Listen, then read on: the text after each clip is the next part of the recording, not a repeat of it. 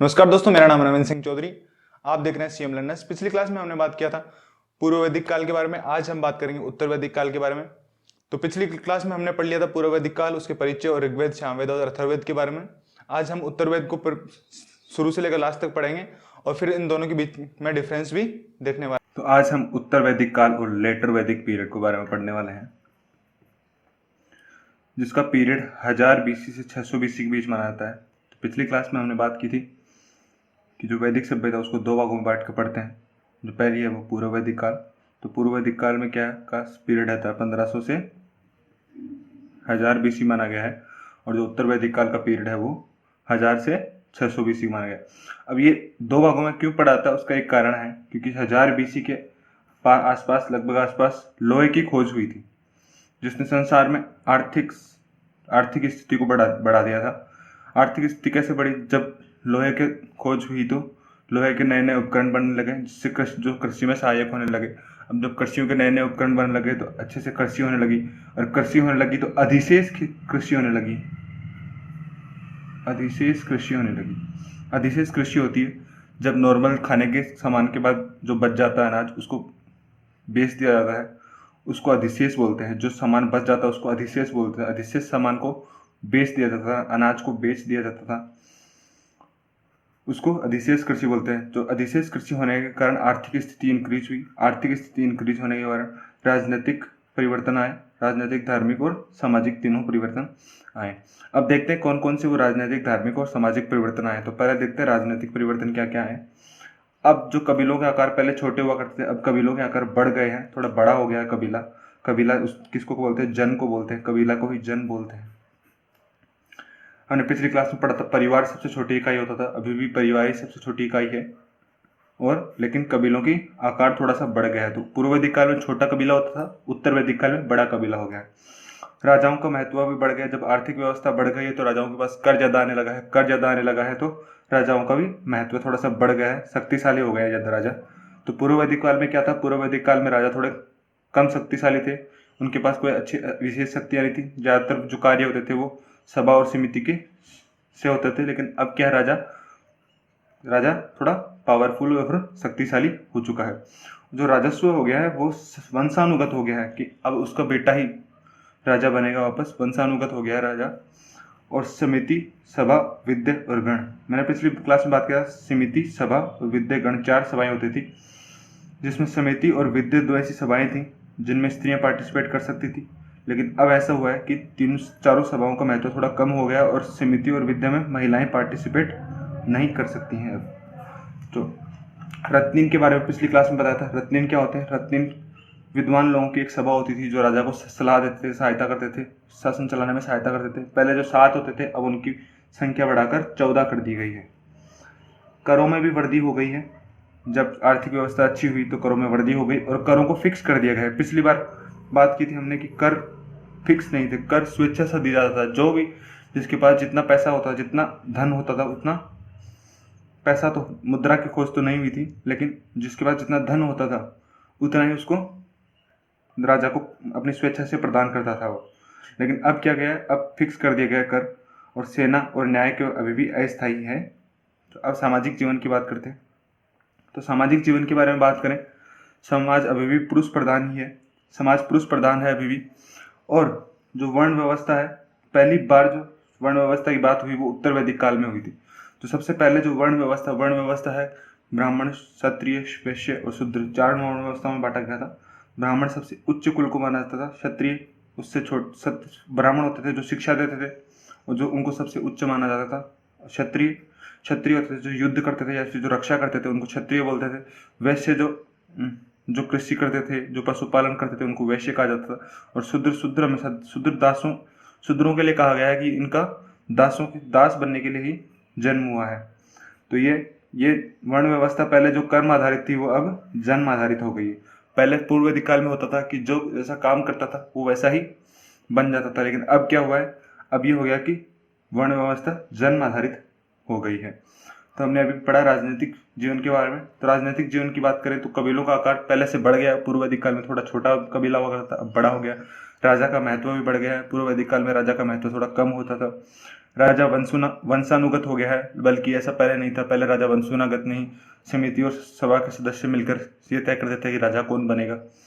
समिति, सभा, विद्या और गण का महत्व कम हो गया। 4 तरह की सभाएं होती थी, इनका महत्व थोड़ा कम हो गया। और समिति और विद्या, समिति क्या थी, जो आम लोगों की सभा थी, और विद्या क्या था, जब लूटपाट का जो कबीलों से संघर्ष होता था, उसमें लूटपाट का जो सामान होता था उसका बंटवारा करने के लिए जो होता, उस जो समिति होती थी उसको विद्या बोलते हैं। इसका थोड़ा महत्व कम हो गया है। अब राजा थोड़ा शक्तिशाली, क्योंकि राजा की आर्थिक स्थिति अच्छी हो गई है, तो राजा शक्तिशाली हो गए।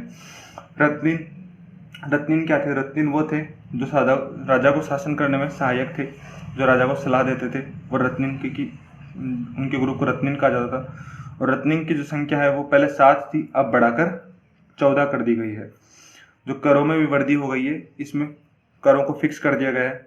करों को सबके लिए फिक्स कर दिया गया है। पहले क्या था, स्वेच्छा से कर दिया जाता था, अब फिक्स कर दिया गया है। सेना और न्याय अभी भी अस्थायी है। अब सामाजिक जीवन की बात करें तो सामाजिक जीवन में समाज अभी भी पुरुष प्रधान है। वर्ण व्यवस्था का पहली बार उदय हुआ और इसे जन्म आधारित पर कर दिया गया। वर्ण व्यवस्था सबसे पहले जो वर्ण व्यवस्था का उदय हुआ वो उत्तर वैदिक काल में हुआ। तो कई बार एक क्वेश्चन आ जाता है कि सबसे पहले वर्ण व्यवस्था का उदय कब हुआ, या फिर किस वर्ण व्यवस्था के बारे में कब लिखा गया। तो वह उत्तर वैदिक काल में लिखा गया था। और उत्तर वैदिक काल की जानकारी कहाँ से मिलती है? सामवेद, यजुर्वेद, अथर्ववेद से मिलती है। और ऋग्वेद से किसकी जानकारी मिलती है? पूर्व वैदिक काल की जानकारी मिलती है। तो अब कुछ और सामाजिक जीवन। तो पहली बार गोत्र शब्द का वर्णन है वो उत्तर वैदिक काल में ही किया गया था, जिसका अर्थ था गोधन एकत्रित करने वाला समूह है। तो गोत्र का जिसका अर्थ है गोधन एकत्रित करने वाला समूह है। तो ऐसा लिखा गया है कि एक गोत्र का व्यक्ति उस गोत्र में शादी नहीं कर सकता, उसी गोत्र में शादी नहीं कर सकता था, उसको किसी दूसरे गोत्र में शादी करनी पड़ेगी। और जो आश्रम व्यवस्था की स्थापना भी उत्तर वैदिक काल में हुई है, जिसके अनुसार मनुष्य जीवन को 4 चरणों में बांटा गया है। तो पहला है ब्राह्मण, दूसरा ब्रह्मचार्य, दूसरा गृहस्थ, तीसरा वानप्रस्थ और चौथा है संन्यास। जो ब्रह्मचार्य का वर्ष काल माना गया है वो 0 से 25 वर्ष। इसमें क्या होता था कि इसमें बेसिक एजुकेशन दी जाती थी और शिष्यों को। और जो उपनयन संस्कार, जनेऊ वगैरह जो ब्रह्मचार्य में क्या था। गृहस्थ जीवन की बात करें तो गृहस्थ जीवन में का जो काल माना गया वो 25 से 50। इसमें गृहस्थ कार्य जैसे विवाह गृहस्थ जीवन के बारे में जीवन जीने की बात कही गई है। वानप्रस्थ जब गृहस्थ जीवन का जो है, सॉरी ये गलत लिखा है, 50 से 75 है। ये 50 से 75 वर्ष। तो वानप्रस्थ में 50 से 75 है। और 50 से 75 होने के कारण वानप्रस्थ में लिखा गया कि जो गृहस्थ जीवन जीने के बाद जब आदमी 50 वर्ष का हो जाए तो गृहस्थ जीवन जी लेगा। तो गृहस्थ जीवन के बाद उसे गृह त्याग करके आश्रम में जाके ब्रह्मचार्य से जो शिष्य होते हैं, ब्रह्मचार्य अवस्था में जो शिष्य होते हैं, उनको शिक्षा दी जाती है। तो वानप्रस्थ जीवन। और सन्यासी जब सब मोह माया को जीवन मोह को छोड़कर वो सन्यास के लिए भगवान की भक्ति में लीन हो जाए, उसको सन्यास कहा गया है। और इसमें जो सबसे प्रमुख माना गया उसको गृहस्थ जीवन को माना गया है। गृहस्थ जीवन को सबसे प्रमुख माना जाता है। अब स्त्रियों की स्थिति की बात करें तो स्त्रियों की स्थिति में गिरावट आई थी।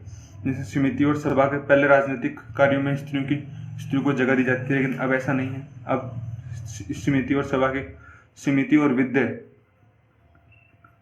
समिति और विद्या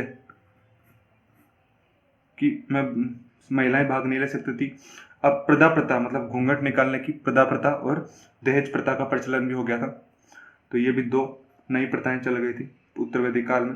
पुनर्विवाह और न्याय प्रथा का प्रचलन अभी भी था, जो पहले पूर्व वैदिक काल में भी था, अभी भी था। और जो वेदों में 8 प्रकार के विवाह प्रथा के बारे में लिखा गया, उसमें 2 प्रमुख है, अनुलोम विवाह और प्रतिलोम विवाह। जो 8 है उसमें से पहली जो 4 विवाह प्रथा है उनको अच्छा बताया गया है, और बाद की जो 4 है उनको बुरा बताया गया है। और उसमें जो प्रमुख है वो 2 हैं, अनुलोम विवाह और प्रतिलोम विवाह। अनुलोम विवाह में होता था जो लड़का होता था वो उच्च कुल का होता था, और जो उसकी संतान होती थी, उस विवाह से जो उनकी संतान होती थी वह संतान भी उच्च कुल की होती थी। और प्रतिलोम विवाह होता था, जो लड़की उच्च कुल की होती थी और जो उसका संतान होता था वो निम्न कुल का माना जाता था, निम्न कुल का माना जाता था। तो हमने क्या पढ़ा, एक बार रिपीट कर लेते हैं। जो सामाजिक जीवन में सबसे पहले जो गोत्र शब्द का वर्णन है, इसका अर्थ है गोधन एकत्रित करने वाला समूह है। एक गोत्र का व्यक्ति उसी गोत्र में विवाह कर सकता था। ये भी एक प्रावधान था कि एक उस गोत्र का आदमी उस गोत्र में विवाह नहीं कर सकता था, तो किसी दूसरे गोत्र में उसको विवाह करना पड़ता था। और आश्रम व्यवस्था की स्थापना भी सबसे पहले उत्तर वैदिक काल में ही हुई थी, जिसमें मनुष्य के जीवन को 4 चरणों में बांटा गया था: ब्रह्मचार्य, गृहस्थ, वानप्रस्थ और संन्यास। जो गृहस्थ जीवन है उसको सबसे प्रमुख माना गया है। और स्त्रियों की स्थिति में गिरावट आई थी, जिसमें जैसे राजनीतिक क्रियाकलापों में स्त्रियों को अनुमति नहीं थी। प्रदा प्रथा और दहेज प्रथा का प्रचलन हुआ था। पुनर्विवाह और नियाक प्रथा का प्रचलन हुआ था। और विवाह को 8 प्रकार का बताया गया था। वेदों में विवाह को 8 प्रकार से, विवाह प्रथा के 8 प्रकार बताए गए हैं, प्रकार की विवाह प्रथा बताई गई है, जिसमें जो पहली 4 होती थी वो अच्छी विवाह प्रथा थी और बाद की 4 को बुरा बताया गया। जो प्रमुख विवाह प्रथा थी उसमें पहली थी अनुलोम विवाह प्रथा और दूसरी थी प्रतिलोम विवाह प्रथा। तो अनुलोम विवाह प्रथा क्या होती थी, जिसमें लड़का उच्च कुल का होता था और जो उनसे संतान पैदा होती थी उस संतान भी उच्च कुल की मानी जाती थी। और जो प्रतिलोम विवाह होती थी उसमें लड़की उच्च कुल की होती थी और जो संतान पैदा होती थी उसको भी उच्च कुल का माना जाता था। तो अब हम बात करते हैं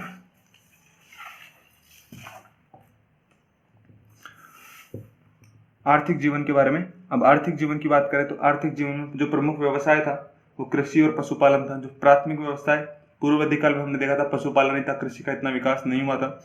लेकिन उत्तर वैदिक काल में लोहे की खोज के कारण कृषि के नए उपकरण बन गए थे और उससे कृषि का विकास हुआ था। और काटक संहिता, अब काटक संहिता क्या थी? काटक संहिता एक वेदों के अंदर वर्णन किया गया। संहिता क्या होती है? वेदों के अंदर जो वर्णन होता है ना, वेदों के अंदर वर्णन, किसी चीज के वर्णन के बारे को संहिता कहते हैं। तो उसमें 24 बैलों वाले हल का, जो 24 बैलों से चलने वाला एक हल था, बहुत बड़ा हल था, उसका वर्णन मिला है किसमें? काटक संहिता में। अब काटक संहिता सामवेद का एक पार्ट है। उद्योग एवं व्यापार का विकास हुआ था। विदेशी व्यापार के प्रमाण भी मिले हैं। अब उद्योग, जिस तरह लोहे की खोज के कारण इसमें व्यापार क्षेत्र में भी क्रांति आ गई थी, जिसमें कुम्हार का काम भी शुरू हो गया था। वस्तु विनिमय का प्रचलन था, अभी भी सिक्के अभी प्रचलित नहीं थे। पूर्व वैदिक काल में भी हमने देखा था अभी सिक्के प्रचलित नहीं है। और पूर्व वैदिक काल में देखा था कि ये एक ग्रामीण व्यवस्था थी, लेकिन उत्तर वैदिक काल में क्या है कि ये एक नगरीय व्यवस्था है। उत्तर वैदिक काल नगरीय व्यवस्था है। अब धार्मिक जीवन की बात करें तो धार्मिक जीवन में यज्ञ और कर्मकांड का महत्व बढ़ गया था। जैसे पहले पूर्व वैदिक काल में देखा था कि वो प्रकृति पूजक थे, वो ज्यादा यज्ञ और कर्मकांडों में महत्व नहीं देते थे। लेकिन उत्तर वैदिक काल में कर्मकांड और आडंबर वगैरह ज्यादा आ गए थे धर्मों में। और जो प्रमुख देवता थे उसमें पूर्व वैदिक काल में हमने देखा था प्रमुख देवता इंद्र थे, बल्कि यहाँ प्रमुख देवता प्रजापति, जिनको सर्जन के देवता भी कहा गया है। और विष्णु और प्रमुख जो इसके अलावा देवता थे, प्रमुख देवता वो थे विष्णु, जिसमें पोषण और रक्षक के देवता माना गया था। रुद्र पशुओं के देवता माना जाता था। वरुण जल के देवता और पुष्ण शूद्रों के देवता। शूद्र ब्राह्मण, क्षत्रिय, वैश्य और शूद्र होते थे, उनके देवता को पुष्ण के नाम से जाना जाता। अब जैसे मैंने कहा कि धार्मिक जीवन में यज्ञ और कर्मकांडों का महत्व बढ़ गया था, तो 3 प्रकार के कुछ प्रमुख यज्ञ थे जिनको आज हम पढ़ने वाले हैं। राजसुभ यज्ञ, वाजपेयी यज्ञ और अश्वमेध यज्ञ, ये 3 प्रकार के प्रमुख यज्ञ थे। जिसमें राजसुभ यज्ञ को प्रतिष्ठा को बढ़ाने के लिए जो यज्ञ किया जाता था, जब राजा अपनी प्रतिष्ठा दिखाता था, प्रतिष्ठा बढ़ाने के लिए किया जाता था, तो वो राजसुभ यज्ञ किया जाता था। और वाजपेयी यज्ञ शक्ति प्रदर्शन के लिए, जब एक राजा अपनी शक्ति दिखाता था किसी दूसरे, जब शक्ति का प्रचार प्रसार करता था, तो उसके लिए वह वाजपेयी यज्ञ करता था। और अश्वमेध यज्ञ से आप भलीभांति परिचित हो गए रामायण से, कि राज्य विस्तार के लिए जो यज्ञ किया जाता है उसको अश्वमेध यज्ञ बोलते हैं। अश्वमेध यज्ञ में एक घोड़ा छोड़ दिया जाता था, जिसपे लिख के घोड़ा छोड़ दिया जाता। जो उस घोड़े को पकड़ता था वो युद्ध के लिए चुनौती देता था। अब हम बात करते हैं पूर्व वैदिक काल उत्तर वैदिक काल को थोड़ा साइड बाय साइड डिफरेंस के रूप में देखते हैं। तो पूर्व वैदिक काल में हम देखा था जो कबीला और जन था वो छोटा होता था, लेकिन उत्तर वैदिक काल में वही बड़ा होता था। राजा का महत्व, कम शक्तियां थी राजा के पास, लेकिन राजा अब शक्तिशाली हो गया था। राजा पहले वंशानुगत नहीं था, समिति और सभा के सदस्य उसको चुनते थे, लेकिन अब ऐसा नहीं था, अब वंशानुगत हो गया था राजा। जो रत्निन थे, रत्निन क्या थे? रत्निन एक समूह था जो राजा को शासन चलाने में हेल्प करता था। उनका जो समूह है तो वो पहले 7 का होता था, अब 14 हो गया था। जो कर व्यवस्था था वो पहले स्वेच्छा और बलि कर व्यवस्था थी। स्वेच्छा कर व्यवस्था जिसमें लोग अपनी स्वेच्छा से कुछ ना कुछ कर देते थे राजा को, लेकिन अब वो कर फिक्स कर दिया गया क्योंकि आर्थिक व्यवस्था थोड़ी अच्छी हो गई थी। वर्ण व्यवस्था की सबसे पहले जो बात की गई थी वो उत्तर वैदिक काल में पता गया था, और उसको जन्म आधारित था ये वर्ण व्यवस्था। लेकिन जो पूर्व वैदिक काल में था वो कर्म आधारित। उसमें ऋग्वेद में एक परिवार में ही 4 वर्ण के लोग थे, जिससे पता चलता था कि वर्ण व्यवस्था कर्म आधारित थी। और आश्रम व्यवस्था का स्थापना नहीं हुई थी पूर्व वैदिक काल में, बल्कि उत्तर वैदिक काल में आश्रम व्यवस्था व्याप्त थी, जिसमें मनुष्य के जीवन को 4 भागों में बांटा गया है: ब्रह्मचार्य, गृहस्थ, वानप्रस्थ और संन्यास।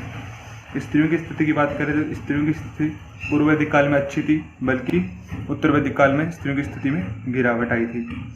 अब आर्थिक आधार था पशुपालन। पूर्व वैदिक काल में आर्थिक आधार क्या था? पशुपालन। लेकिन 1000 BC के लोहे की खोज के कारण कृषि का महत्व थोड़ा बढ़ गया था, तो आर्थिक आधार उत्तर वैदिक काल में कृषि हो गया था। प्रमुख देवता थे इंद्र, और उत्तर वैदिक काल में थे प्रजापति। प्रजापति को सृजन के देवता भी कहा जाता है। सृजन के देवता भी कहा जाता है। तो उम्मीद है आपको ये वीडियो पसंद आई होगी, और जो भी पिछली वीडियो है वैदिक काल की, सिंधु घाटी सभ्यता की, वो सब पसंद आ रही होगी। यदि आपको वीडियो पसंद आ रही है और एंशिएंट हिस्ट्री की ये श्रृंखला आपको पसंद आ रही है तो इसको लाइक करें, शेयर करें और सब्सक्राइब करना नहीं भूलें। आपके सब्सक्राइब और लाइक्स हमें आगे वीडियो बनाने के लिए प्रेरित करते हैं। धन्यवाद।